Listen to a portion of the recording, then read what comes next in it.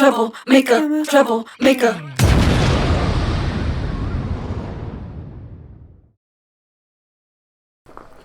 Hey dudes and dudettes, Troublemaker here with another tutorial. Somebody had requested that I do a tutorial on how to beat the Gank Squad boss, the Gank Squad boss in the DLC of Dark Souls 2. So here we go. This is going to be the tutorial.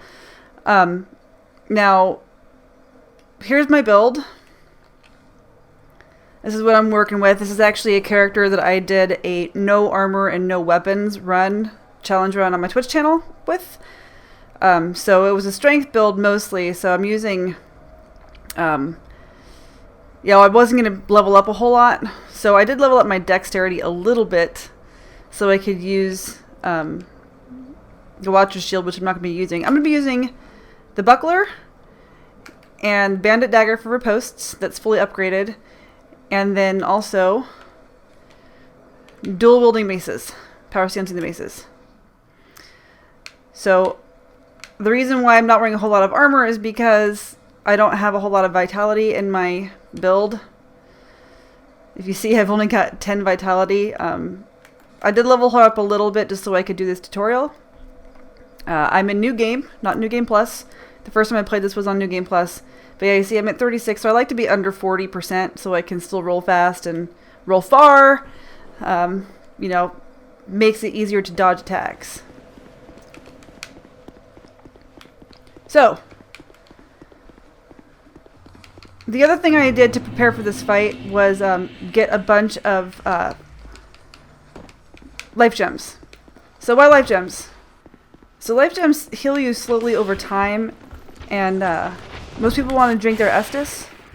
Problem with the Estus is that it slows you down. You actually have to stop and drink it, and there's this period of time where you are pretty much a sitting duck for attacks. There's no iframes in there. So with the life gems, at least you can keep moving. This fucking guy, get around! I don't want to get around! No! Go away! Go away!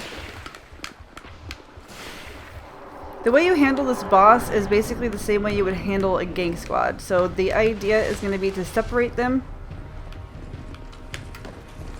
and take care of them one by one. So I'm going to do the bowman first, and then I'm going to do the other guy, and then I'm going to take care of Havel by parrying him to death.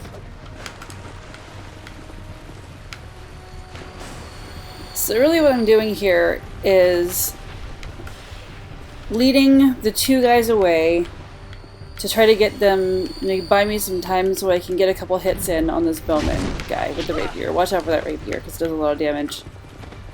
But you're just going to kind of run around in circles. So when you're down here in these depths, if I didn't have these guys here, I could pop a life gem. But there's this one, there's the guy on the other side. The little hole on the other side. So what I'm going to do is run around, drop down the hole to give me some time to pop a life gem. If you're drinking your Estus, you're going to stop and you're going to get hit by them while you're trying to finish the animation of drinking your Estus, which is why life gems are better in this situation. So you're just going to try to lead him away from the bow guy to give you a couple times to swipe. Don't get greedy. You're going to hit him a couple times with each pass. Don't try to hit him, more than once or twice. If you have a shield could definitely help you here since, his bow does a lot of damage and it knocks you down. Especially if it hits you in the head, it'll stun you and create time for those other guys to wail on you and kill you. So when you drop down here, you want to pop a life gem if you need to pop a life gem. And that's basically it. You run in circles, you do this until you hit, get the bowman killed. And then the trickier part is actually killing the guy before you kill Havel. So if you're good at parrying Havel, and we'll stop a little bit and look at the parrying timing of Havel at the end of the video. If you're good at parrying Havel, you can actually get, because you still do take damage, and he will swipe at you while you're in your parry animation with Havel. But you take a lot less damage than you would, just standing there like this. So if you can parry Havel, you can usually kill Havel before you kill the other guy. I didn't try to parry the other guy because I had Havel on my butt. so I didn't really want to risk trying to get the parrying timing down since I already know how to parry Havel. It's really easy to parry with this slow weapon. But it just takes time, and you know, the trick with this one is just to not get greedy. Don't try to rush it. Take your time, realize that the fight is going to take you a little bit. Get hit in the head right there. It always stuns you.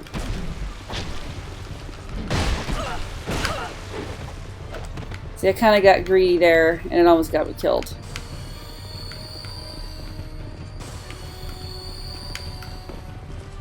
So the cool thing about this area is that it's got so many different levels. So if you pop your life gem on that level I was just at, it gives you kind of time to drop down because they're going to follow you up there, and the time it takes you to drop, you can drop while you're still popping that life gem, so you're not stuck in one spot. So like right here, you pop a life gem, you can drop down while you're popping the life gem, and you can still heal and move at the same time. I'm actually going to switch to my buckler because I don't like this guy hit me in the head.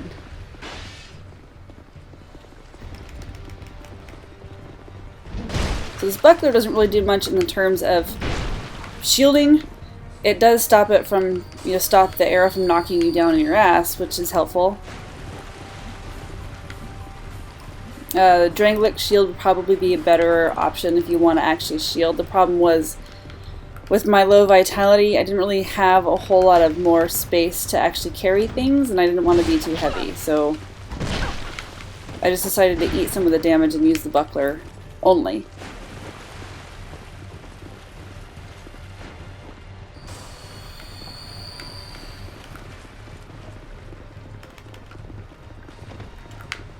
One down.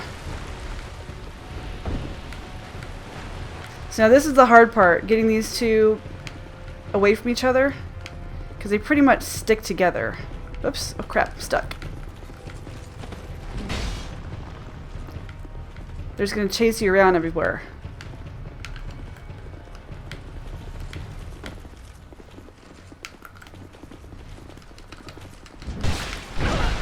Whoa, crap.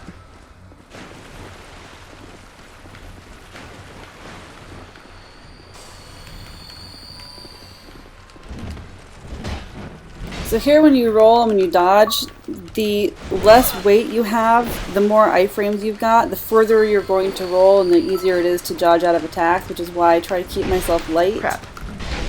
So if I was wearing a bunch of heavy armor, it offers more protection, but you're way less likely to be able to actually dodge attacks.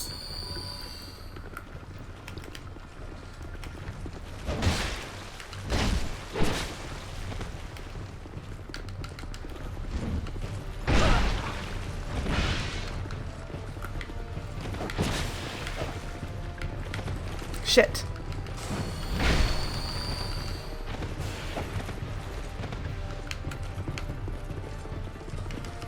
Shit.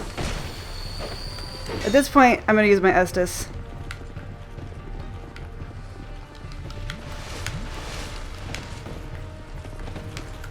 Make sure you get far enough away from them, though, before you do that. So what I started doing here was trying to bait attacks from Havel to get him stuck in this animation loop. So he'd be in this attack animation, which would give me a little bit of time to actually get an attack off on the Grave Robber. To kind of keep an idea, or keep an eye on where Havel is, and then get close to him so he starts swinging, and that'll give you time. If you dodge one of his swings, that'll give you some time to actually get in a couple attacks off before he, recovers and starts attacking you again. I find that fighting these guys alone is easier than fighting them with a group, because when you're fighting with a group, they give the boss more HP and more defense. And if you're having problems with the locks, try not locking.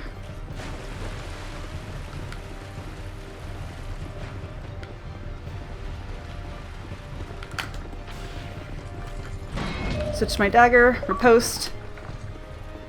So see right there, that parry, the other guy's going to attack you while you're in your parry animation, but he's not going to do a whole lot of damage to you since you're in animation. You have really heightened defense while you're in animation.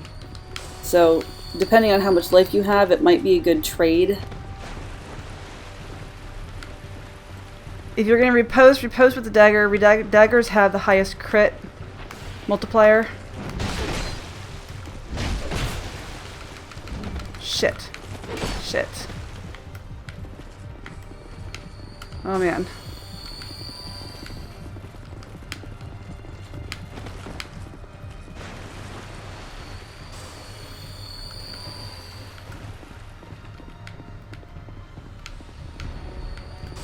Use these things to your advantage too, these guys that can get in the way, like get in between you and the enemy.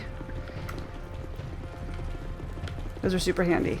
So there's another strat, is to hide behind these little rocks, these little thorn rock things, spikes.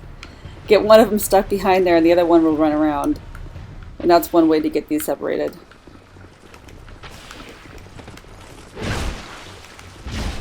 Oop, got greedy, greedy, greedy, greedy! So greedy. Shit.